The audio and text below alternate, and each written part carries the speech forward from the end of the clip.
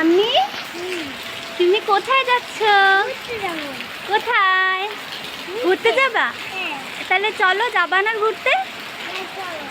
হ্যাঁ চলো তাহলে। কই? আল্লাহ, কত বৃষ্টি! এখন আমরা কিভাবে যাব? আমি কিভাবে যাব বলো? ছাতা নিয়ে যাব? সত্যি? তোমাকে তো অনেক সুন্দর লাগতেছে, অনেক কিউট লাগতেছে আজকে। দেখি, চোখ বন্ধ করো তো। ওয়াও, সুন্দর লাগতেছে, মাশাআল্লাহ।